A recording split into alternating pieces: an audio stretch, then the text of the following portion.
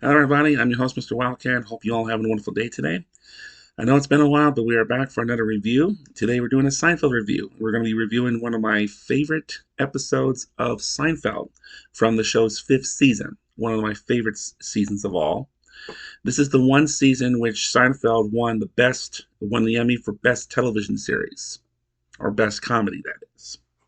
Okay, such a shame that Frasier would snatch that award for the remainder of the Seinfeld's run. Such a shame. But anyway, Hamptons is the 85th episode overall of the show's run. It is the 21st episode from season 5, second from the last.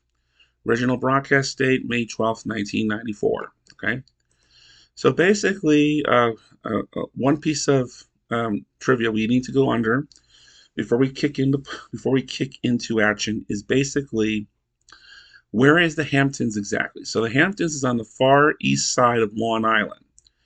Okay, according to a site here, see, the Hamptons, part of the east end of Long Island, consists of the towns of Southampton and East Hampton, which together compose the South Fork of Long Island in Suffolk County, New York. The Hamptons are a popular seaside resort and one of the historical summer colonies of the northeastern United States. Now, based on my knowledge here, and correct me if I'm wrong, there's a lot of people there's a lot of people that live in New York City, particularly the wealthy ones. They have multiple residencies. They'll live in like an apartment or a penthouse or a condo or something in the city in which they will reside in while working during the week.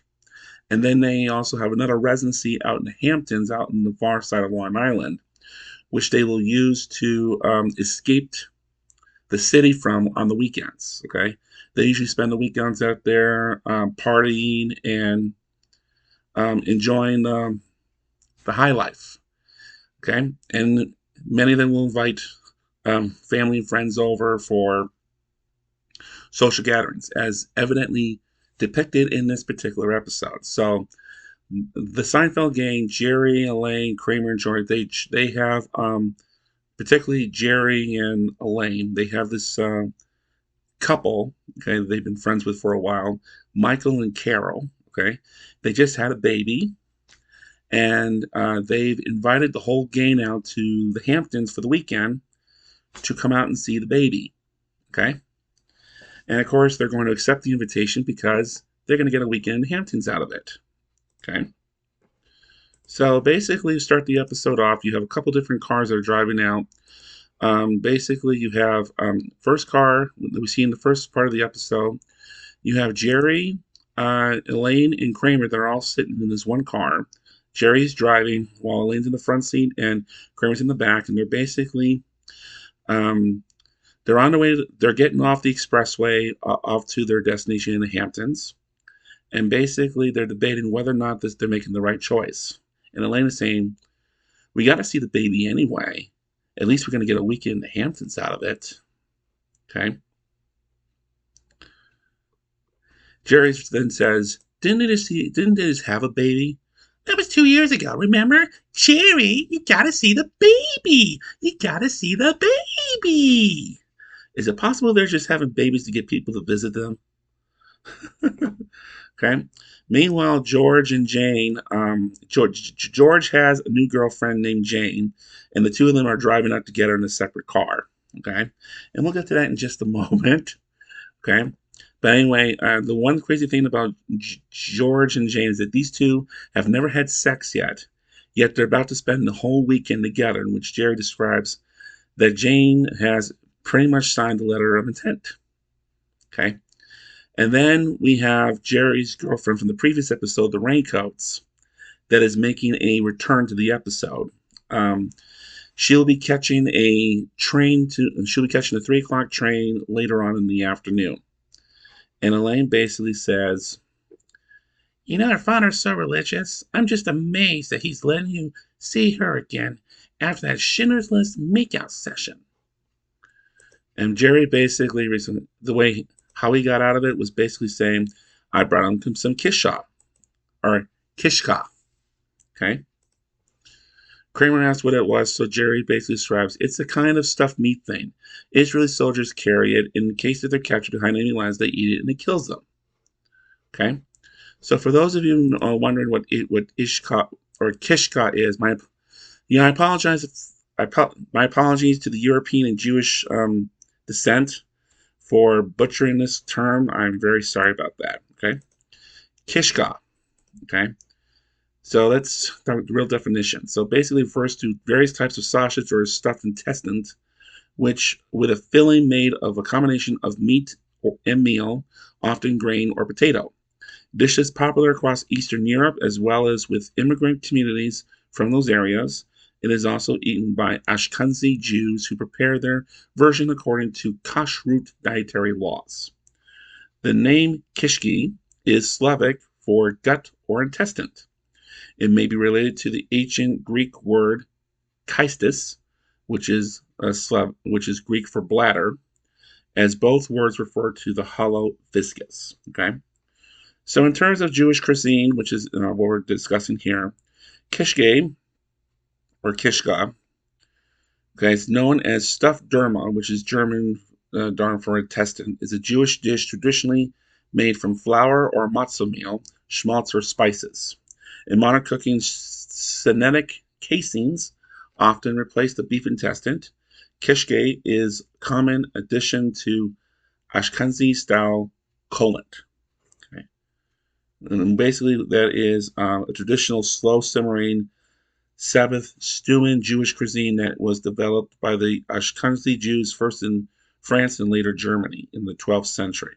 Okay, so those of you wondering what happened, so basically in the previous episode, the Raincoats, it was a two-parter. Jerry and Rachel had a hard time finding a private place to get intimate with one another because both their residencies were occupied by their parents. Rachel lives with her parents, just like George did throughout the entire fifth season of Seinfeld, while Jerry had his parents they were visiting in town for a couple of days. Okay, they lived down in Florida, but Jerry had bought them a all expense paid trip to Paris, France, via a charter group. And basically, it was basically their anniversary present. And they were going to be staying in New York for a few days before heading out to Paris. So until those two were gone, so until Helen and Morty were gone, it was hard for Jerry and Rachel to get it going, so to speak.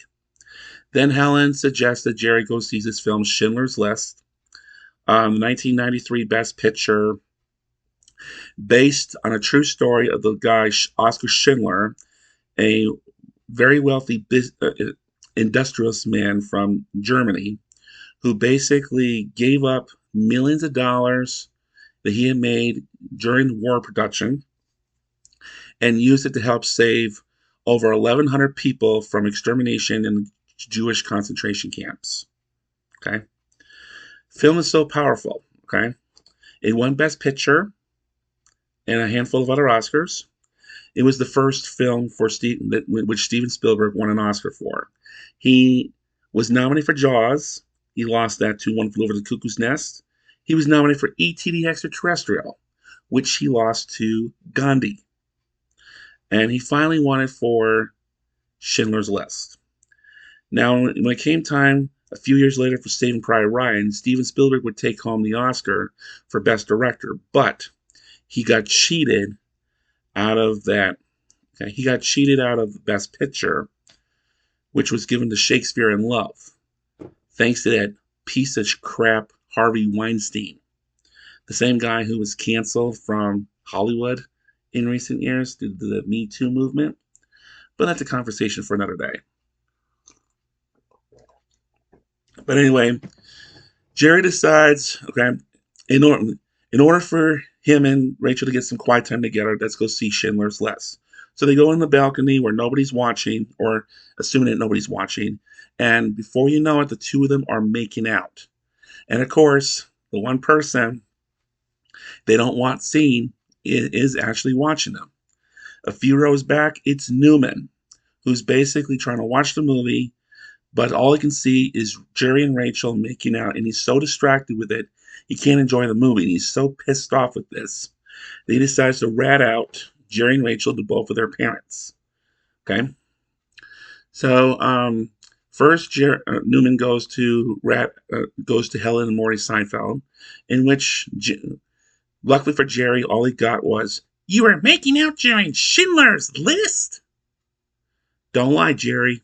How could you do such a thing? In terms of Rachel's parents, Rachel's father was so disgusted, he basically would not allow Rachel and Jerry to get along together again. I mean, he would not allow Rachel to see Jerry ever again. But then, of course, and then at the end of the episode, Jerry is in the coffee shop with Elaine, and Newman comes in, and basically Jerry confronts Newman about watching Schindler's List, and he goes after him out in the streets as payback for costing him his relationship with Rachel.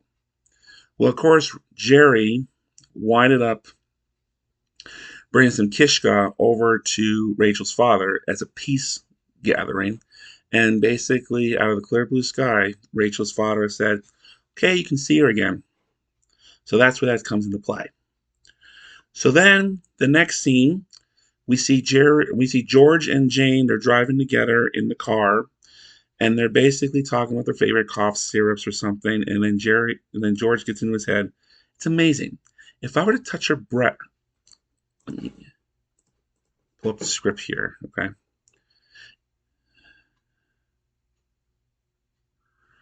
Okay.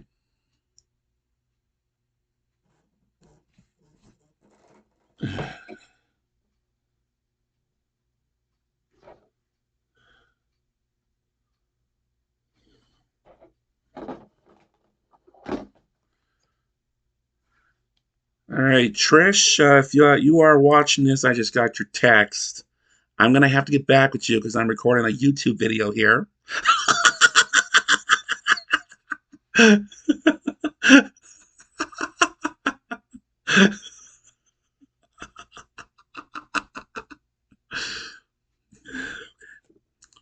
So anyway, they're talking about they're talking about their favorite cough syrups and stuff. Basically, he's having some very secret thoughts in his head. It's amazing. If I reach out and touch her breasts right now, she'd scream and throw me out of the car. But at this time tomorrow, I can touch it all I want. Sex is like joining a private club. I'll be the same meat tomorrow, but suddenly the no trespassing sign will be gone. So basically, okay, they're about 10 to 15 minutes away from the from that residency or the house that they're going to be going to. And George insists on stopping at a tomato stand to get some Hampton tomatoes for his mother. Now, keep in mind, George is still living in Queens with his parents at this time, and he basically okay. So he wants to surprise his mother by bringing back some Hampton tomatoes. Of course, Jane says, "Can you buy them later? I want to get some sun." Okay. Jane's the one driving the car, so of course she's not going to want to stop. Okay. We then finally get to the house. Okay, in which on the so basically you have a patio deck, which is what we see. There's also a swimming pool that we don't see. Okay, but it's mentioned throughout the whole episode. And these guys will take turns going for a swim every so often and stuff. So you basically have on the patio, you have Jerry, Kramer, George, and Jane. They're all on the patio they're all sitting out in the sun. And while waiting for the moment to go see the baby, okay, Kramer insists on Jerry putting some lotion on his back. "Hey, Jerry, rub some lotion on my back." "Who are you, Mrs. Robinson?" "Come on, I'll put some on you." "No, that's not sweetening his deal." No. This is basically a homage to the 1967 film The Graduate, starring Dustin Hoffman as Benjamin Braddock and Bancroft as Mrs. Robinson. So basically, we won't go much into it, but basically, The Graduate is basically Benjamin Braddock is a recent college graduate from some school on the East Coast that's not mentioned. He flies out to L.A. He flies back to his home in Southern California. Okay, he has a graduation party, and then basically Mrs. Robinson asks him to drive him home, where she winds up seducing him, and eventually the two of them wind up spending the whole summer in a secretive relationship with each other. Mrs. Robinson is Benjamin Braddock's father's business partner's wife. So, of course, if anybody were to find out about this relationship, it's gonna be a lot of trouble. Okay, but we will review the grad. We will eventually review The Graduate sooner than later. So be on the lookout for that. Okay. So after that little exchange between Jerry and Kramer, George decides to go out to get some hand tomatoes. Jane decides to go in the pool. And then, of course, Elaine comes out of the house walking in with this big hat on her hat. And then Jerry says, and then there's Maud. So let's briefly talk about Maud, okay? For those of you who do not know, okay? Maud is a television sitcom. It's a reference to a television sitcom that aired on CBS from September 1972 through April 1978. It was the first spinoff of All in the Family. B. Arthur made 2 appearances as Maud Finley on All in the Family, who was Edith Bunker's favorite cousin.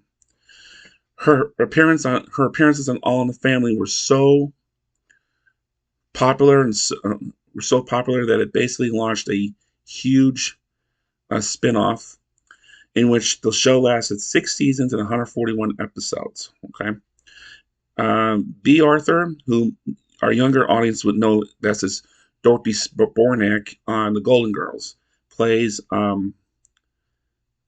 She's basically, let's see, an outspoken, middle-aged, politically liberal woman living in suburban Tuckahoe, New York, with her 4th husband, household appliance store owner Walter Finley. Okay, Maud embraces the tenets of women's liberation, always votes for the Democratic Party candidates, and advocates for civil rights and racial and gender equality. Okay, yeah, you can see why Maud would be Archie Bunker's greatest nightmare. Okay, but anyway, going back to the episode, Elaine comes back. Okay, she comes out and says, "See any wrinkles on my face? No. I'll tell you why.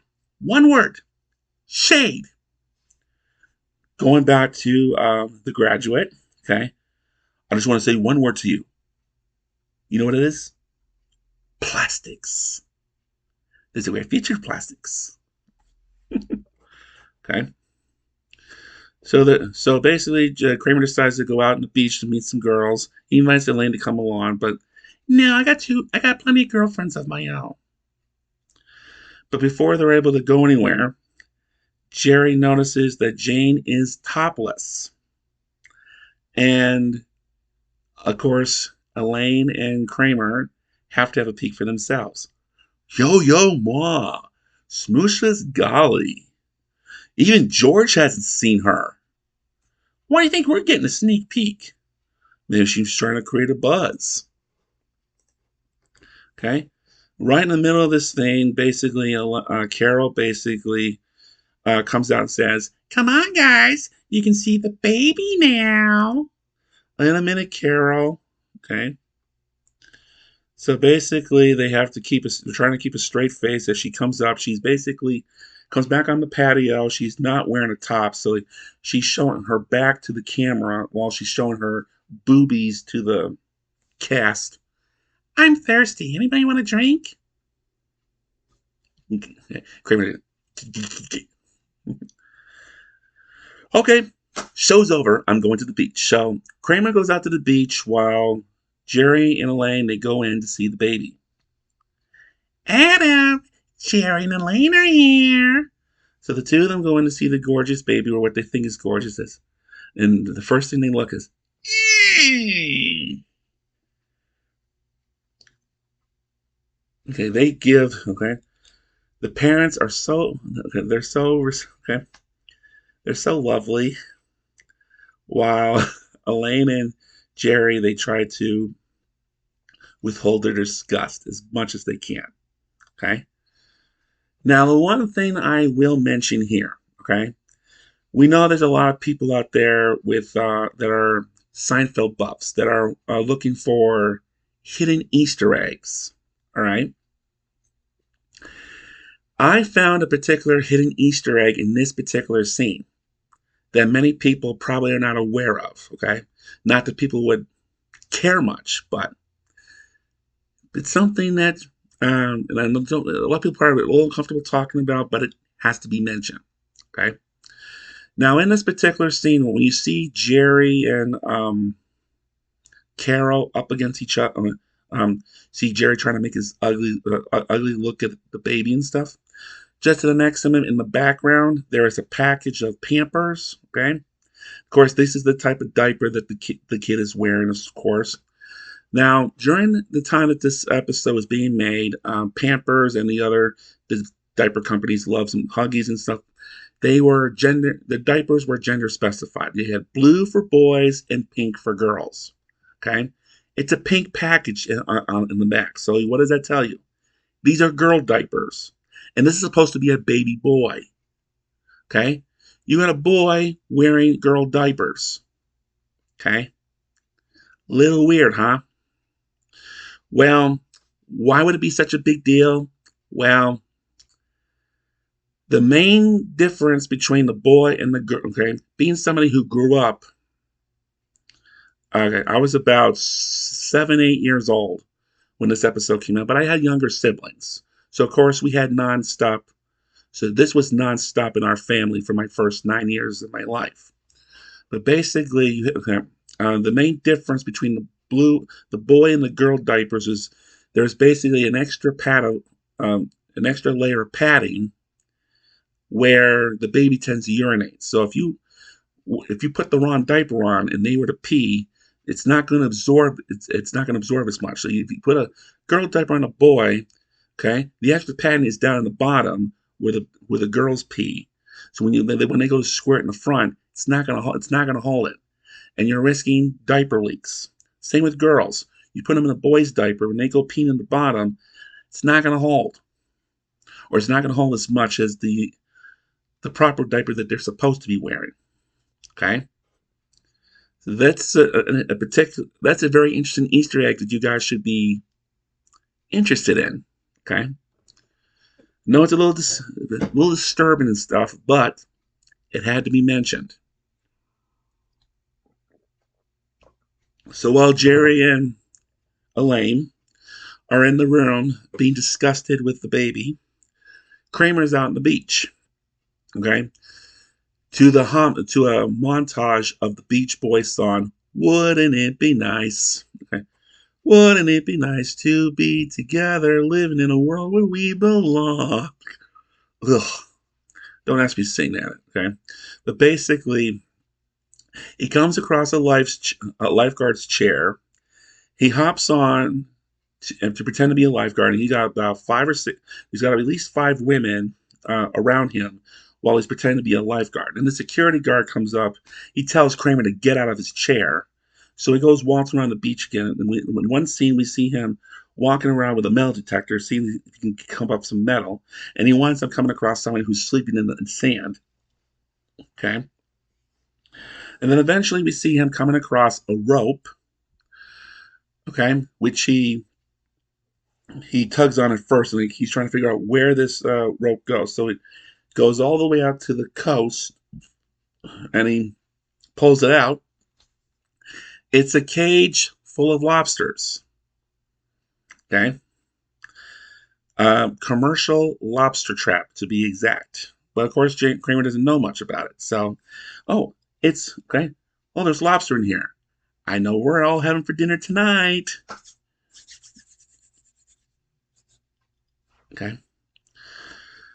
So then Jerry and Elaine, they come running out of the house.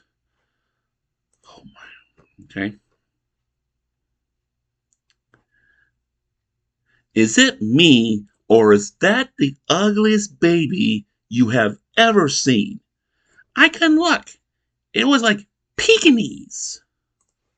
Okay.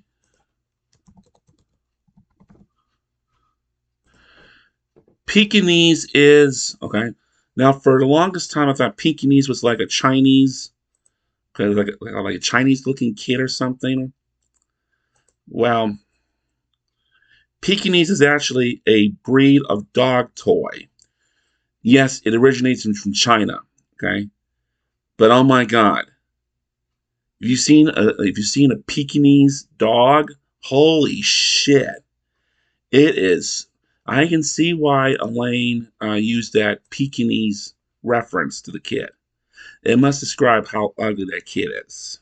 Okay. Boy, a little too much chlorine in that gene pool. And you know the thing is, they'll never know. Nobody's ever going to tell them. Oh, you have to lie. It's a must lie situation. Then, of course, Jerry tells Elaine, I don't think we should tell George we saw Jane topless. Oh, hell no. Remember to tell Kramer, too. Then we go back. Then tries to go back to Elaine tries to go to her room, which apparently is right next door to the baby room. By this point, the pediatrician Ben Pfeffer has made an appearance and basically given the baby an ointment. Now I know it doesn't say specifically what's being treated and stuff, but I suspect, okay, going back to that diaper reference we talked about earlier, he's probably being treated for diaper rash. Yeah, because his parents are putting the wrong gender diapers on him. Okay, but of course, within 2 years of this, after this episode aired, all the gender specified diapers pretty much went away, and they went back to the unisex because they were able to find a way to put the extra urinary pad in both parts of the diaper, both the front and the bottom, in both parts of the diaper where both boys and girls pee. Okay, basically, it was a cost-effective manner. Okay, but of course, I remember reading somewhere in one blog where basically a lot of okay during these gender-specified years, they would buy the right size, but they would buy the wrong gender. So I'm pretty sure a lot of kids wind up getting the same kind of treatment that this baby's getting right here. But anyway, Ben Pfeffer is treating him for some kind of rash. I'm suspecting diaper rash because he's giving him some kind of ointment. And then when they see Elaine, they basically bring Elaine back in and basically introduces Elaine to the pediatrician, in which he calls her breathtaking. She is so flattered. Okay? Someone like you should have a baby. Oh, I would love to have a baby. I'm just dying to have a baby. Well, someone like you should have a baby. You're quite breathtaking. Oh, I'm breathtaking? Oh. Jerry then comes in. He's trying really hard not to look at the baby. Tells Elaine that he is going out to pick up Rachel at the train station. And then he leaves. And then basically, the doctor has invited the doctor to stay over for the night, which he accepts. And of course, Elaine is so happy because she feels like she's got a boyfriend of her own. Not quite, because it's creating some very crazy messages. Okay, he calls the baby breathtaking. Okay. So then Rachel eventually, okay, we then see Rachel at the house, sit on the patio with Jerry. George finally comes back from the tomato stand. And just as he says hello to Rachel, Rachel walks off. Okay, she has greeting problems. And he brings out this very fancy Hampton tomato. How he brags about how you can eat these just like apples. Okay, they're very good with tomato sauce. They're very good with the ketchup. You can never find a really good one. Okay, then Kramer comes running up on the patio. Look what I He's got a big bag, and he basically cleaned up a lobster trap and put the lobsters in a little bag, and he's got one right in his hand, shoving right in front of George. "All right, Kramer, you got lobster for everybody?" "Yes, and they're fresh right out of the ocean." And then George goes, "Isn't this what a wonderful weekend? Swimming, lobster for dinner." "Oh, yes, that's true. And I saw Jane topless." Okay. Kramer spills the beans and tells George that he saw Jane topless. And then Jerry is right behind him and says, okay. He gives it this very dirty look in the back of his face. "Damn it, Kramer." Okay. I think he's trying to tell him, "Damn it, Kramer. Now you look like kind of can of worms you just opened up." So now Jerry's being forced to talk about that. "You saw what?" "Oh, I saw Jane topless. We all saw her." So basically, Jerry and Kramer are now being forced to tell George how they saw Jane topless and naked and all that stuff. And George he's so upset because, "I can't believe you got to see her before me. So now whenever you want, you can see her naked." I guess that's true. "Stop it." George demands reparations. He demands that the punishment should fit the crime. He demands to see Rachel naked. And of course, Jerry's not gonna support that motion. The one thing he can offer is you can see me naked. I can offer you that. "It's not fair. It's like I'm Neil Armstrong. I turn around for a sip of tan and you jump out first." So basically, it's a reference to Neil Armstrong being the first man to walk on the moon. Like it's kind of like this situation is like Neil Armstrong is about to be the first man to walk on the moon. He turns around for a sip of tan, and his partner becomes the first man to walk on the moon. Now I'm just a nobody. All right. Let's see. All right, moving on. Okay.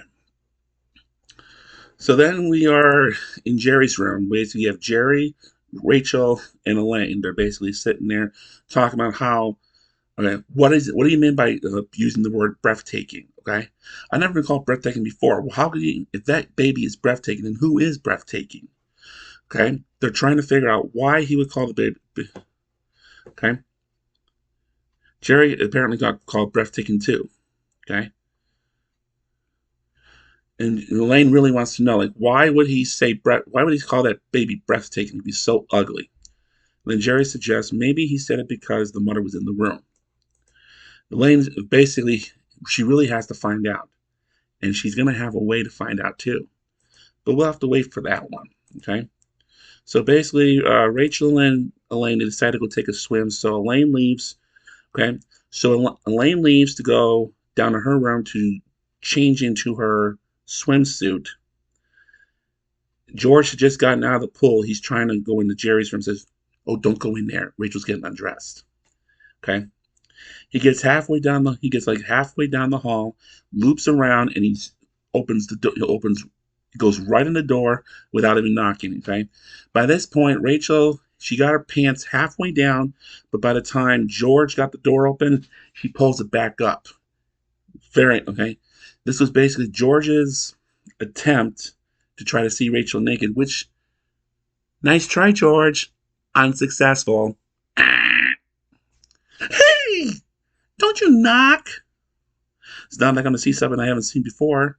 You might have. I haven't. You won't. Of course, because this is Jerry's girlfriend, Jerry is not going to defend George. "George, you're on your own for this one, buddy." They both question George, like, "What the hell are you doing here anyway?" George comes up with a lie saying, "I need some gum. I'm looking for some gum." "We don't have any gum." He walks out the door. He goes out the door. So George leaves the room. He goes back to his room to change back into his clothes. And then Rachel, instead of getting undressed to go, instead of putting her swimsuit on, she decides to go take a look at the baby. "Where's this baby anyway?" "Oh, believe me." Okay. I can guarantee you've never seen anything quite so objectionable. It's down the hall, third door to the left. Okay? So basically, George basically pulls down his swimsuit. He's completely naked. Rachel opens the door. Says, ah! Oh my God! I'm sorry. I thought it was the baby's room. I'm really sorry. She walks away. Then George looks down and says, she saw his penis size. I was in the pool. I was in the pool. Okay. She basically walked in the door, thinking it was the baby's room, and unfortunately saw George naked. She took a look at him for a second and saw how tiny his penis size was. And, okay, she's trying to hold herself and walks away. And then George realizes that he's been seen and he's really angry. Okay. Now, of course, I'm pretty sure Jerry did this on purpose. Jerry gave her the wrong directions. And I'm pretty sure Jerry did this on purpose to try to give George a taste of his own medicine. You're trying to see my girlfriend naked? Well, how about I have her see you? Okay. So there's a big war going on right now. Okay. Then we go to commercial. Okay. After George is done screaming, I was in the pool. Okay. When we come back, okay, George is fully dressed. He hops into Jerry's room. Of course, by this point, Rachel apparently has gone out swimming. Okay, by this point. And he's screaming at Jerry, did you do that on purpose? That was my fault. I gave her the wrong door. I was supposed to see her naked. She was supposed to see me. Okay.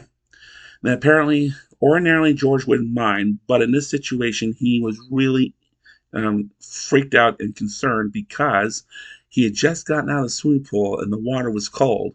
So, because you can't say penis on network television, comes a very significant vocabulary. Okay, Seinfeld is very famous for creating its own vocabulary. Okay, and they've developed quite a list of vocabulary terms throughout the show's run. And in this particular episode, the famous vocabulary term that was created or made that was reimagined, shrinkage. Okay, the size of your penis. So, okay, now let me take a look. All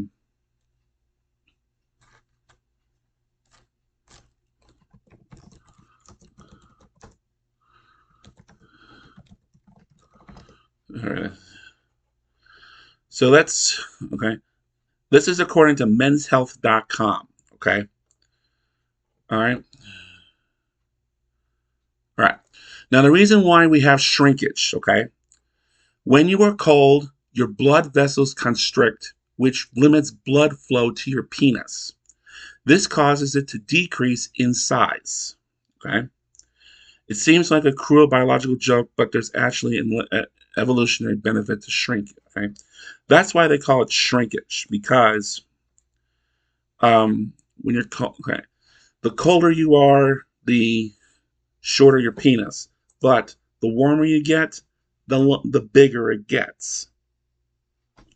Or so to speak. But I can't really talk much. Okay. Average penis size when flaccid is 3.9 inches, but when erected, it is 6.7 inches long. Cold temperatures, genes, and hormones can affect a penis size. Okay.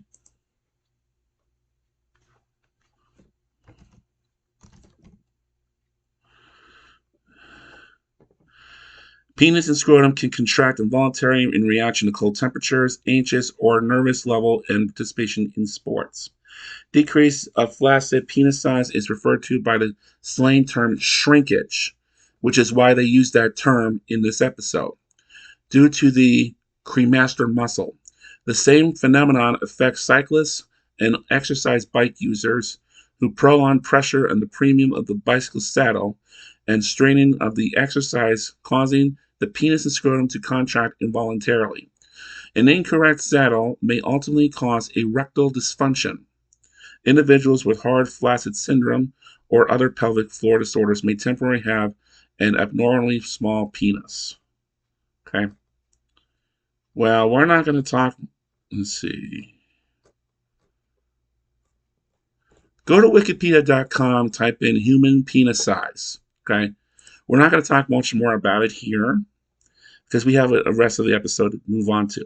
But basically, George's biggest concern here is because Rachel saw him in his small penis size. What if she were to discuss it with Jane? And how's Jane going to take it if she were to find out? Okay. Jerry automatically shuts it down and says, "Oh, she's not going to tell Jane. Women aren't anything like us." George corrects him. "They're worse. They're much worse than us. They talk about everything." Can't you tell her about the shrinkage fracture? I'm not going to do that. Okay. Jerry refused to get involved with this. Okay. Because that's George's problem, not his. He doesn't want to get involved with this. Okay. Besides, he has an idea of basically, he thinks that women know about shrinkage. So to prove the point, Elaine is walking down the hall, walks past the door, and basically they call Elaine in, and basically they ask her if she knows about shrinkage. Nope. It shrinks? Yes, like a frightened turtle.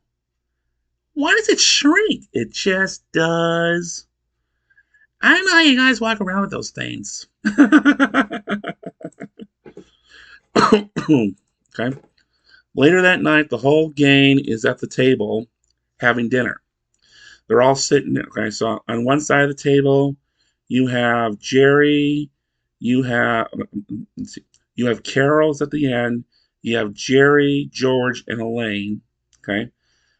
You have Michael, who's who's sitting at the very end of the table, and on the right side you have Kramer, you have Rachel, you have Jane, and pediatrician Ben Pfeffer. Okay, they're all sitting there. Okay, Rachel's the only one who is not eating lobster, and of course she's kosher.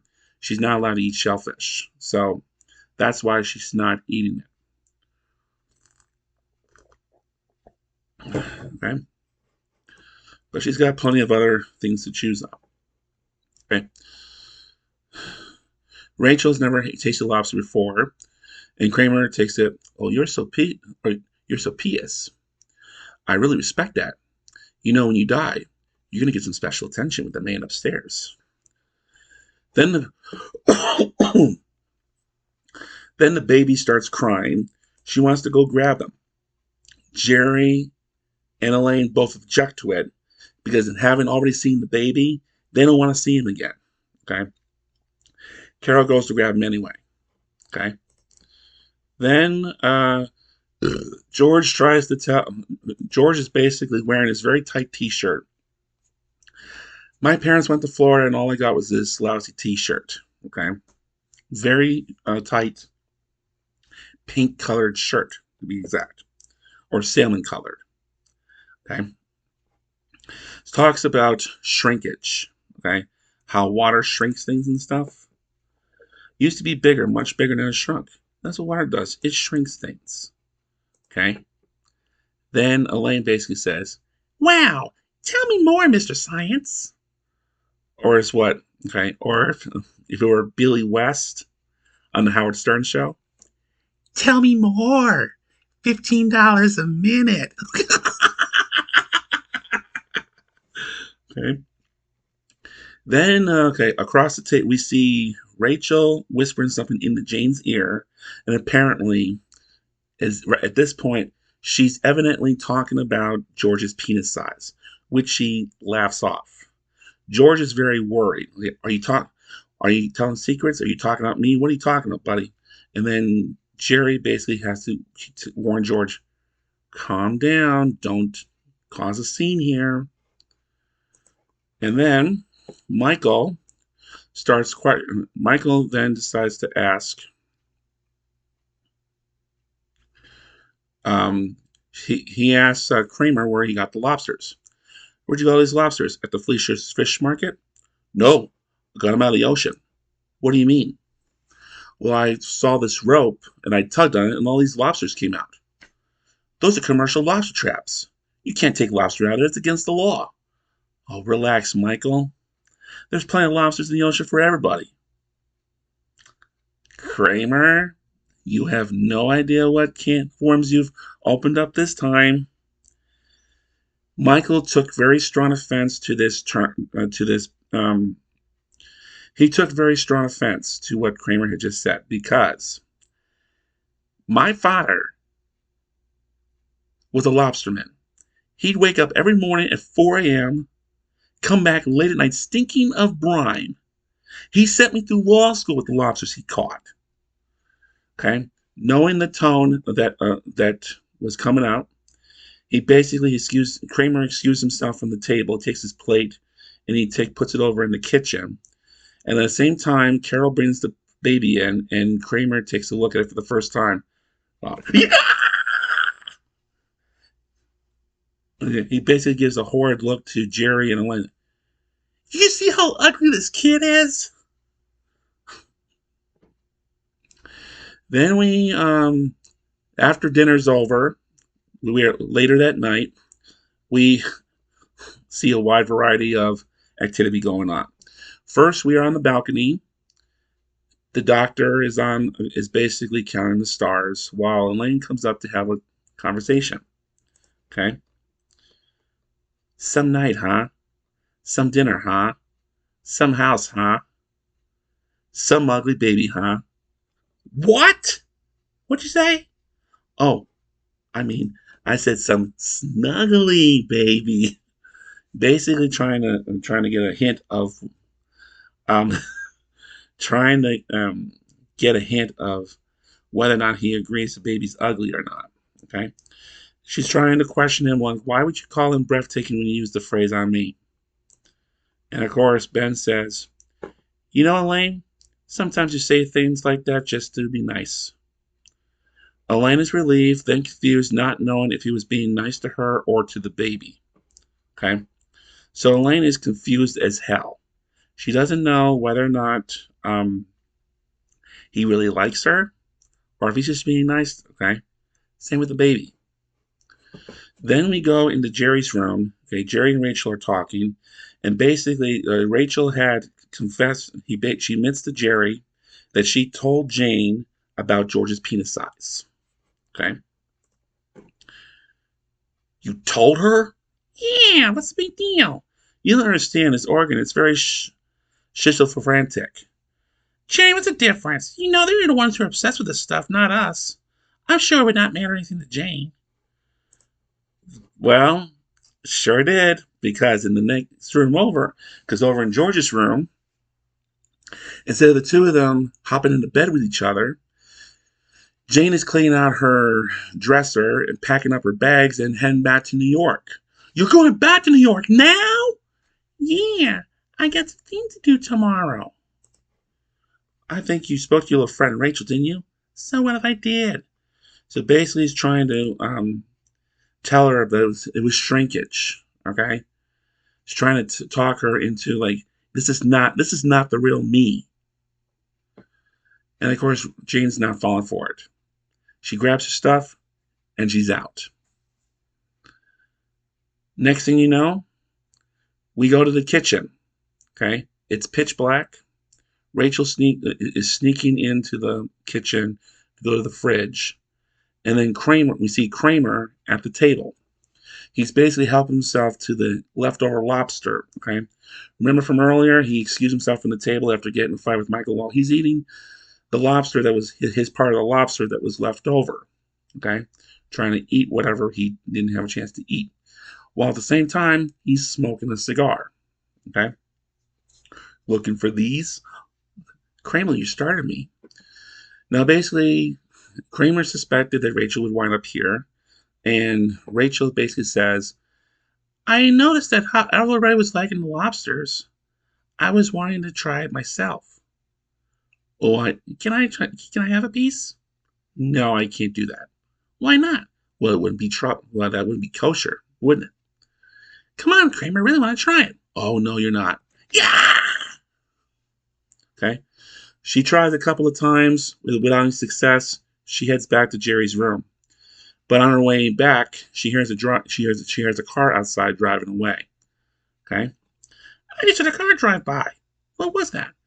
Oh, this is Jane driving back to New York in the middle. Oh, this is Jane driving back to New York in the middle of the night. Okay. Rachel turns on. What? So it actually did have an impact on her. He basically, by telling Rachel about George's penis size being so small, it frightened Jane so much. She didn't want to get in bed with George. She just got up and left. And George is really pissed. You think he's going to let Rachel get away with this? She's got another thing coming. Okay. Following morning, we are having breakfast at the table. George is in the kitchen cooking eggs on the skillet while you have on one side of the table, you have Michael, Carol, and the doctor. And on the left side, you have Kramer and Elaine. Okay. Jerry and Rachel are late for breakfast, of course. Okay.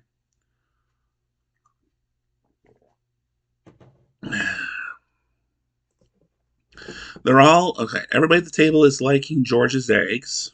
Okay. George, thank you so much for making breakfast. Yeah, these are the best scrambled eggs I've ever tasted. I didn't know you could cook. Well, I'm just trying to express my gratitude to our gracious host. And then Ben says, yes, George, the whole breakfast is breathtaking. And that confuses Elaine even more while she nibbles on an orange. Okay. Jerry and Rachel then enter the room. They both have a seat. And then Rachel basically has an announcement in front of everybody. Okay. Kramer, I just want to thank you again for last night. You really saved me. Michael asks what happened. Well, I almost tried the lobster, but Kramer stopped me. I knew you regret it for the rest of your life. You're right, I would have. So then George comes up and basically serves a scoopful of eggs to Jerry and then over to Rachel. Okay. A little breakfast. And Rachel, you eat eggs, right? Yes, I do, thanks. Okay. So the two of them start eating the eggs. Well, they're delicious. Where did you learn to make eggs like this? These are so good. Ah, enjoying them? Mm-hmm. Wow, okay. You know, he then pulls up an apron with a picture of a lobster on it. You know what? You might want to try eating it with one of these. There's lobster in these eggs? Not that much, they tend to shrink in the water. Rachel gets so pissed off, she throws her towel on the table and storms right out the room. She storms right out of the room. And of course, because this is Jerry's girl, well, I guess I gotta go too. The only reason why he's not killing George over this is because Rachel really did cross the line. Okay. There is a reason why George did this. Now, yes, okay, there's two things here. First of all, George did a very smart thing economic wise. He took leftovers from the previous night and he made good use of it into a breakfast meal. Like, okay, a lot of restaurants and buffets and stuff, they'll take leftovers from last night and they'll try to turn it into other dishes. George did that very successfully in this episode by putting lobster in the eggs and stuff. But at the same time, by putting lobster in the eggs, he did that as payback to Rachel for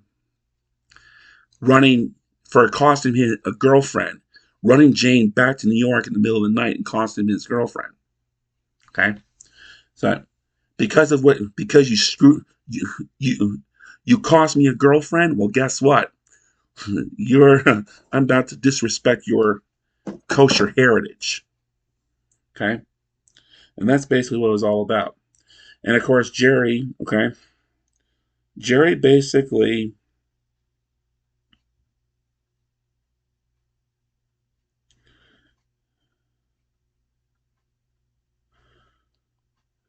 Okay, so basically, Jerry was okay. Normally, Jerry would basically kill. How dare you do that to my girlfriend? But at the same time, Rachel did deserve it. Served her right. She did cross the line. So of course, he's stuck in the table. But out of respect, he basically puts his napkin on the table and he walks after Rachel.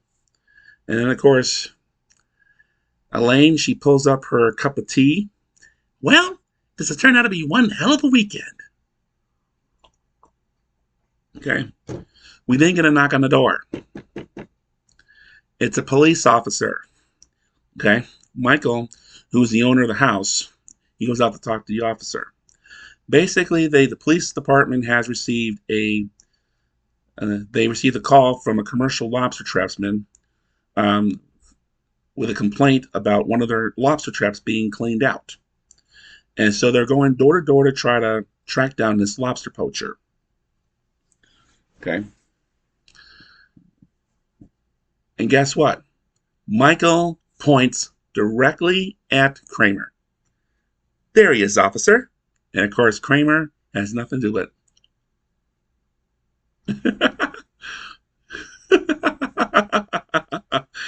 he goes right up and basically waves to the officer.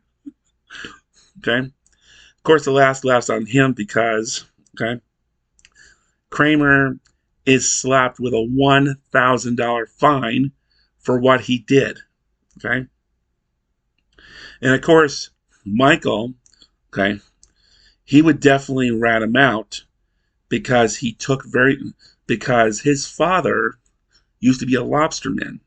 So he took very strong offense to what Kramer did. Okay? You crossed the line, and Kramer really crossed the line with what he did the day before. Okay? At the same time, George decides to go upstairs to apologize to Rachel for what he did.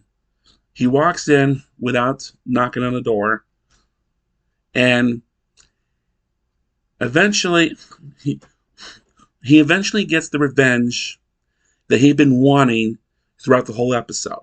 Okay, because Jerry and Kramer and Elaine, they got to see Jane topless before, even despite the fact George never got to see Jane naked, and yet his other friends got to see her. He demanded to see Rachel naked as punishment.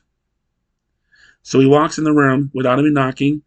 This time around, he succeeds. Okay.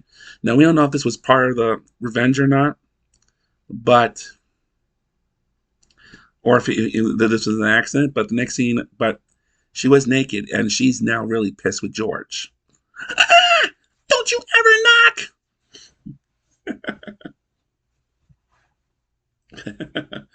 So, okay.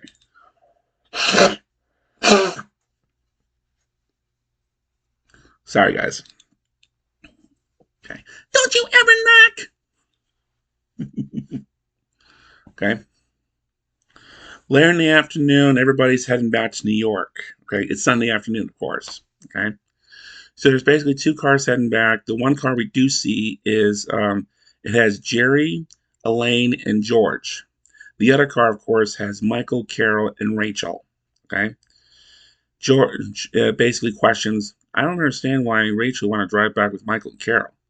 And then Elaine looks back at him and basically talks. She really lets him have it. Hey, if you saw me naked, I wouldn't want to ride in the same car with you either. And of course, George, he responds by sticking his tongue out at Elaine. I still can't believe Michael faked on Kramer. How is he going to pay off $1,000 fine? They have some kind of program. And basically, Kramer unfortunately has to stay behind because he got fined $1,000 for cleaning out the lobster trap the day before.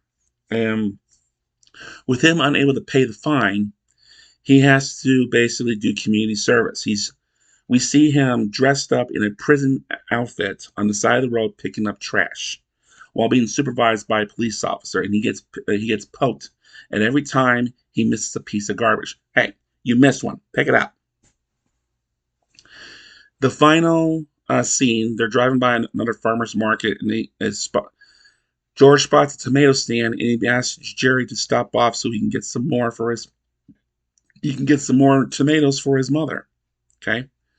Jerry then spots Michael's car, while Elaine spots Rachel, and then George peeks out the window. Where? And then Rachel gets the last laugh in the whole episode. Okay, for not only putting lobster in her eggs and seeing her naked, she decides to throw a Hampton tomato. Since he loves ham tomatoes so much, she throws one right at George's face from off camera, of course.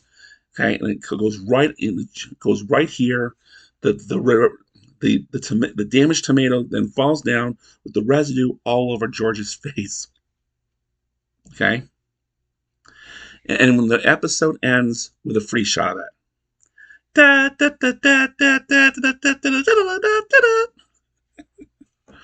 So that is the Hamptons. Okay. So let's talk about. All right. So let's talk a few more things about the Hamptons. So basically, influence on popular culture. The episode has been credited with giving new meaning to the word shrinkage. Seinfeld writer Peter Melman took credit for introducing the word, while Larry David encouraged him to use it in the episode. Inversely, Melman gave David credit for Spongeworthy in the season 7 episode The Sponge. The word would later be used in a Budweiser commercial cited as a testament to the show's influence. Okay.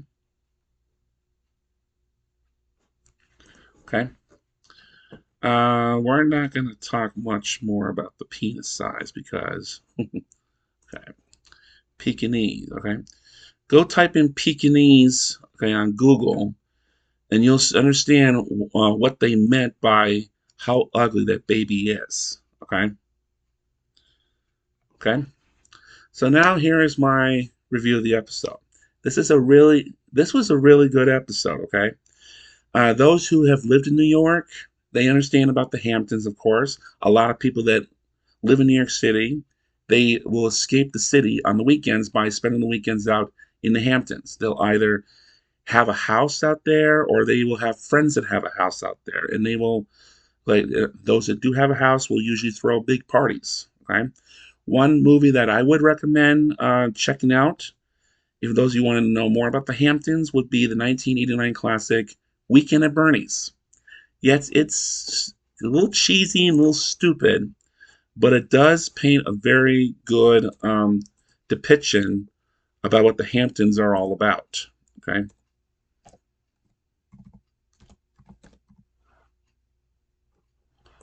Okay. And I believe Weekend at Bernie's, or Weekend at Bernie's 2, will be mentioned in a season 8 episode of Seinfeld down the road. Okay.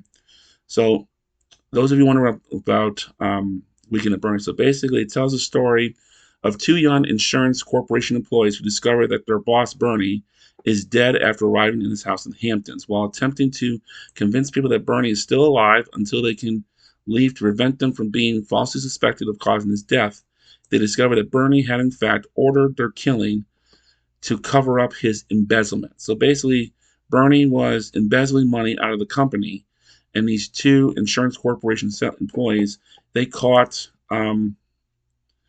these charges being made. So Bernie invites these two out to his Hamptons mansion on the weekend for the weekend. Okay. while at the same time Bernie orders them to be killed. Well, okay.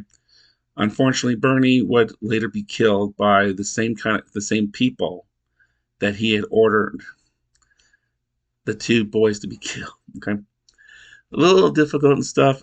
It's a little hard to watch. Okay, but it does paint a very good picture of what the Hamptons is like on a typical weekend. Okay, they did paint this very well. It does paint like why people would want to go to the Hamptons, and this is not going to be the last time we hear about the Hamptons or see the Hamptons. In fact, okay. In fact, George will make another trip out to the Hamptons in season 9 with the episode "The Wizard." Okay, and that's an episode we will eventually get to at some point down the road. I'm not sure exactly when we'll do that, but oh well. So, when we are okay, so basically that's that. It does tug a war back and forth between like you saw you saw my girlfriend naked before me, so I get to see you naked. So he's basically they're wanting to get revenge and stuff, and then basically the revenge does not go as planned, and unfortunately it revolves in a wide variety of other um, things as well. But it does come out. But the word shrinkage, okay, even though it has been out there for quite a while, this episode does introduce it to the general public. And of course, you had to use the word shrinkage because you can't say penis on network television. Just like in season 4 with the contest, you couldn't say masturbate or masturbation. So they had to be a little clever by saying things like train your body like an amusement park or master of your domain. Okay. So they were able, Seinfeld does have a history of getting around okay, they're not afraid to cover controversial subjects, but but the one thing that made them successful was the way that they got around it. Okay. And this episode is no exception. Now, when it comes to rating this episode, okay, one of the things I look at, now, one of the things I do look at in this episode, we're going to use the same rating system that the Married Children podcast uses to rate their episodes. 1 is being very bad, and 5 is being Hall of Fame. So 1 through 5, okay? 5 is a Hall of Fame rating, and basically that, in order to get a Hall of Fame rating, okay, especially when we're rating a Seinfeld episode, you have to look at, like, is this an episode people will go back to and look at again and again and again? You have to look at the significant impact on the episode. You also have to see, like, and another thing I tend to look at is like its use of vocabulary and how well those vocabulary terms have had an impact. Okay, so in terms of this episode, the Hamptons is going to get a 5 out of 5. Okay, and that's going to be it to it. And this is also, I forget to mention, this is one of okay, this is one of many episodes that does, or at least a good number of episodes, in fact, that do not use. Does not filmed in Jerry's apartment. Okay, other episodes that are not filmed, that are not filmed in Jerry's apartment at all. The Chinese restaurant, the pen. You know, there's not a lot of episodes, but like this is one of those episodes that does not get filmed because it's entirely on the road. But it's a very good episode. So Hamptons gets a 5 out of 5. Okay. Now we will also there will be another Seinfeld review coming up shortly. We're also going to be reviewing its following episode, The Opposite. And that's going to be a very interesting episode in itself because it's basically going to it kind of has like it kind of has like it takes storylines that have been going throughout the entire 5th season. It brings some of them to an end and it launches new storylines that will take us into season 6. Okay. So we will be doing The Opposite. And that episode will be coming up. We expect to have that episode up and running by the end of March at the latest. Okay. We do have a few things coming up within the next couple weeks, but we will be trying to make some room to do The Opposite. Okay. There will also be another Married Children episode, at least 1 or 2 episodes of Married Children that we will be looking at as well. So be on the lookout. I guarantee you will not be disappointed. Till the next time we meet, Mr. Wildcat, remind you all to be good, be careful, and behave. Peace out.